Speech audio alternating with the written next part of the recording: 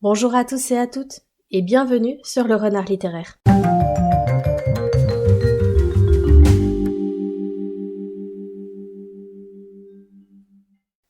J'espère que vous allez bien. Moi, je suis ravie de vous retrouver aujourd'hui pour une nouvelle vidéo où on va parler de lecture graphique. Il y a dans le tas un roman graphique, 2 comics et un manga. Donc je vais commencer tout de suite, sinon ça va durer pendant un petit bon bout de temps. Donc prenez un bon chocolat chaud, un thé, un café, de quoi grignoter et on démarre tout de suite. On commence cet épisode avec un duo d'auteurs que j'adore. Et je savais avant même de commencer ce comics que ça allait être génial. Il s'agit du dernier titre du duo Georges Corona et Skottie Young, Celui que tu aimes dans les ténèbres. C'est édité chez Urban Comics dans leur collection Indies.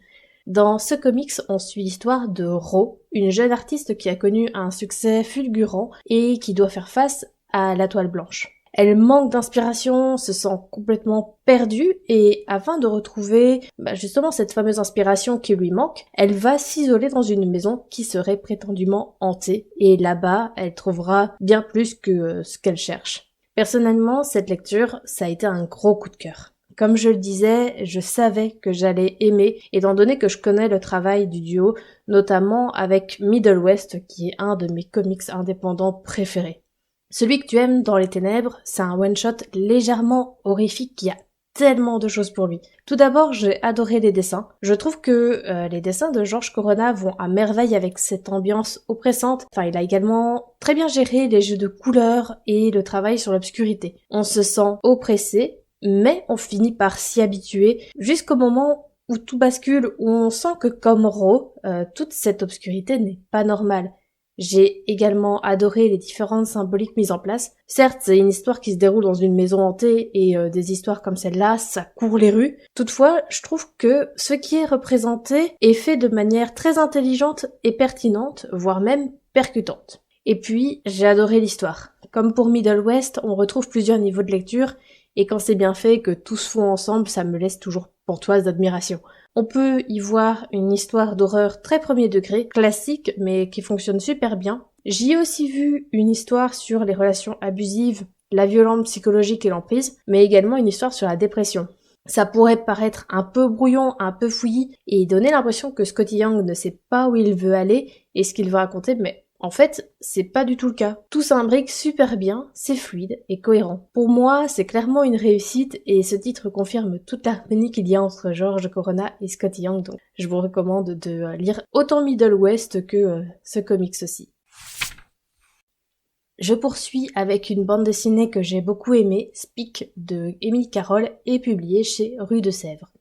À la base, Speak, c'est un roman de Laurie Halse Anderson qui a été publié dans la francophonie chez Noyel, mais il existe également en format poche chez J'ai lu. Personnellement, je n'ai pas lu le roman et je vais me contenter de l'adaptation en bande dessinée parce que, comme Le cœur des femmes de Martin Winkler, je suis pas certaine que ça se prononce comme ça, mais je vais continuer à l'appeler Winkler, je ne suis pas certaine que j'apprécierais l'histoire sous un format roman.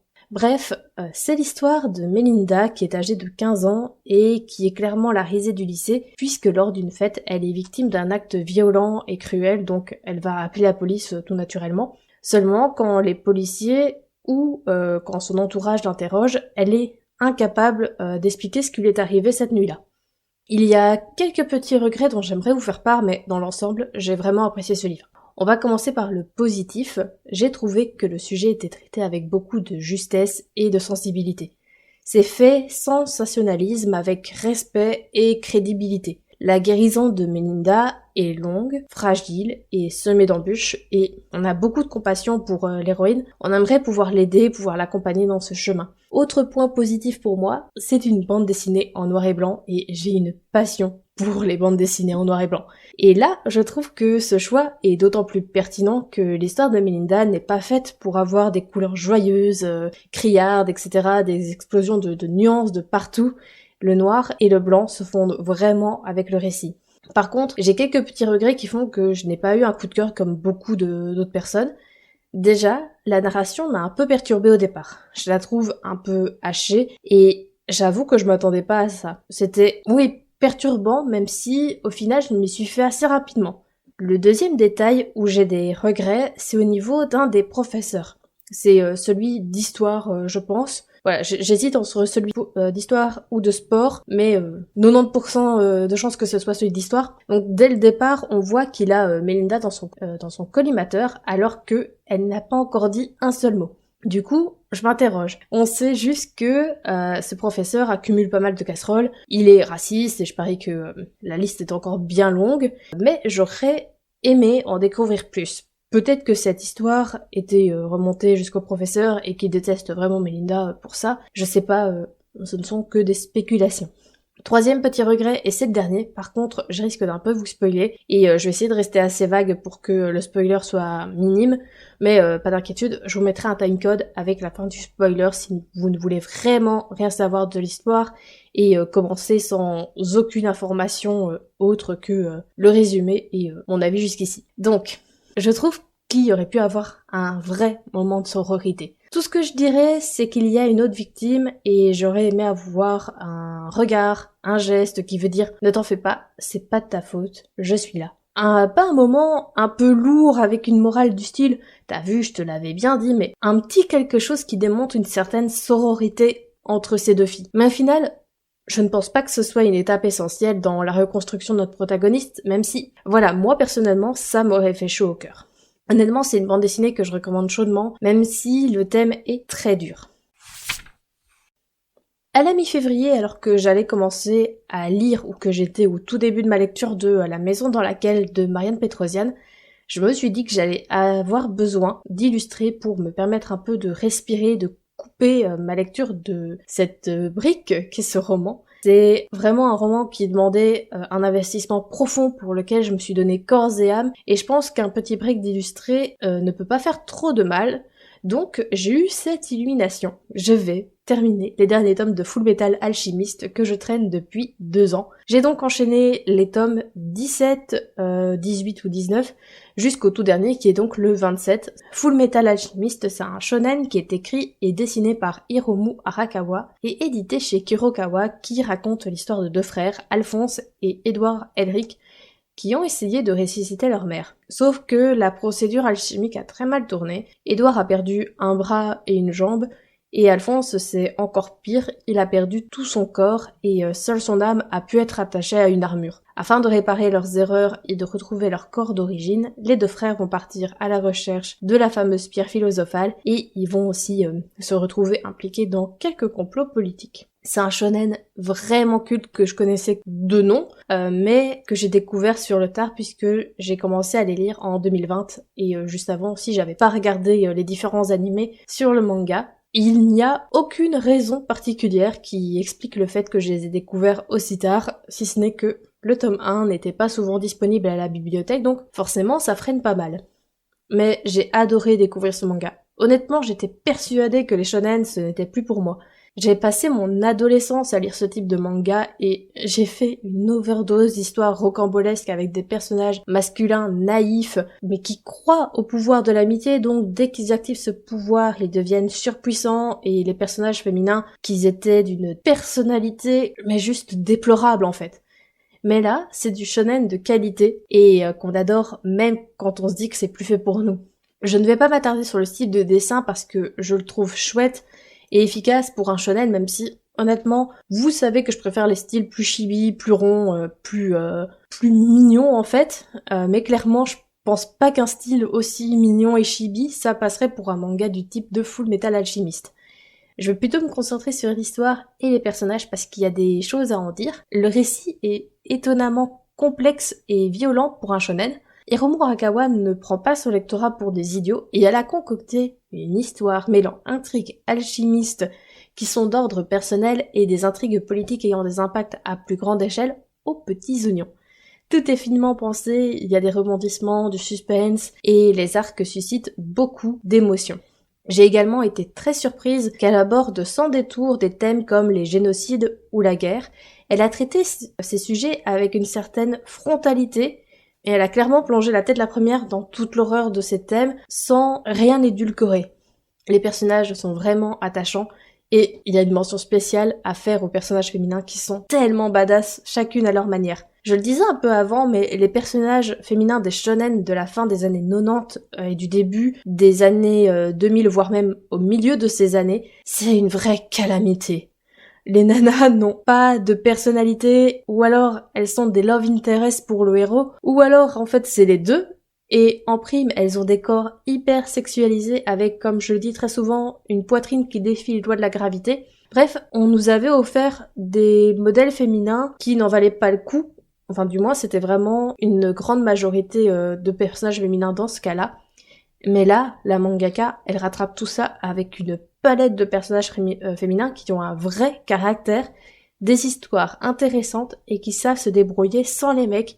Et surtout, elle leur sauve la mise à je ne sais combien de reprises. C'est clair que Edward, il serait pas où il en est sans Winry. Donc voilà, je dis ça, je dis rien.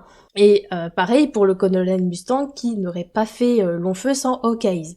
Conclusion, si je ne devais vous conseiller qu'un seul shonen en dehors de cette nouvelle génération depuis le milieu des années 2010 qui améliore le sort des personnages féminins et montre qu'on peut faire des histoires bien plus nuancées et crédibles, même si ça reste des shonen, ce serait Full Metal Alchemist. Le premier tome est sorti en 2005 en France et je trouve qu'il n'a pas pris une ride. On va terminer comme on a commencé, non pas par un coup de cœur, parce que mon avis est un peu plus nuancé, mais par un comics. J'ai lu toute la saga des Paper Girls où on trouve au scénario Brian K. Vaughan et au dessin Cliff Chiang, et le tout est publié chez Urban Comics, toujours chez leur collection Indies.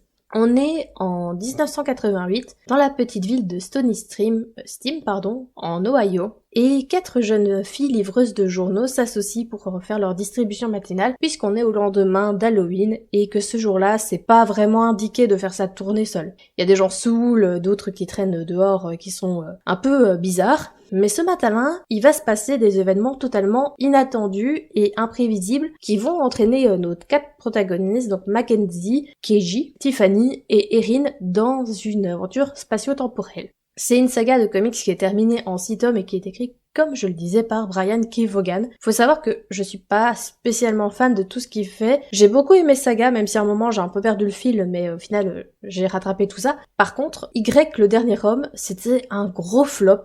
J'ai terminé le premier tome et je sais que j'irai pas plus loin, pareil pour la série sur Disney+. Mais Paper Girl, là, ça se situe quand même du bon côté de la ligne, mais j'ai quand même quelques petites choses à lui reprocher. On va commencer avec le graphisme qui m'a beaucoup plu, je l'ai trouvé très pop, très coloré, et ça va bien dans cette vibe un peu nostalgique de la fin des années 80, comme on trouve dans Stranger Things et toutes ces séries-là. Pour autant, ça s'adapte aussi en fonction des époques que les Paper Girls vont visiter, et c'est très chouette. Pour ce qui est de l'histoire, il y a du bon et du un peu moins convaincant, on va dire. Dans le positif, j'ai vraiment été embarquée par le côté voyage dans le temps. Je trouve que c'est toujours super bancal comme concept et c'est un terrain fertile pour les incohérences, mais là, j'ai trouvé bien géré. J'ai aussi apprécié les petites références aux différentes époques, les clins d'œil à la pop culture, etc. C'est aussi très rythmé et on n'a pas vraiment le temps de s'ennuyer. L'action s'enchaîne, on ne reste pas en place. Du coup, ça peut donner une impression de rythme effréné où les explications et les moments de compréhension sont un petit peu expédiés, surtout vers la fin. Et là, c'est pour moi un vrai bémol parce que autant j'ai trouvé le voyage agréable et divertissant, autant la fin me laisse vraiment perplexe et m'a refroidi. Il y a un aspect primordial qui me semble expédié et c'est méga dommage. Je regrette aussi le choix de Brian K. Vaughan qui a un énorme impact sur le développement des personnages, sur leur évolution et ça ne m'a pas plu du tout. Le fait que je n'ai pas eu beaucoup de réponses à mes questions, ça peut passer, mais ce qui se passe sur l'évolution des personnages, là j'ai plus de mal à le digérer. En plus, les filles sont pour la plupart très attachantes. J'ai eu plus de mal avec Mackenzie pour une raison évidente si vous avez lu le comics, mais ça s'est amélioré à la fin et c'est pour ça que je trouve que le choix de Brian K. Vaughan est d'autant plus regrettable. Ma préférence dans tous les personnages va clairement à Keiji qui est super badass, hyper débrouillarde et qui n'a pas froid aux yeux. J'ai passé un bon moment en compagnie de ces 4 filles et je suis ravie d'avoir laissé une chance à ce comics malgré ses petits défauts.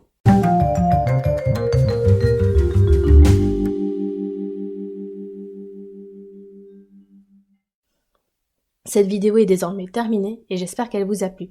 N'hésitez pas à me dire si vous avez lu un de ces 4 livres graphiques et n'hésitez pas également à me donner votre avis sur ceci. Et puis n'hésitez pas aussi à vous abonner, à lâcher un petit pouce bleu. Et moi, en attendant de vous retrouver pour une prochaine vidéo, je vous souhaite d'excellentes lectures et je vous dis à très bientôt.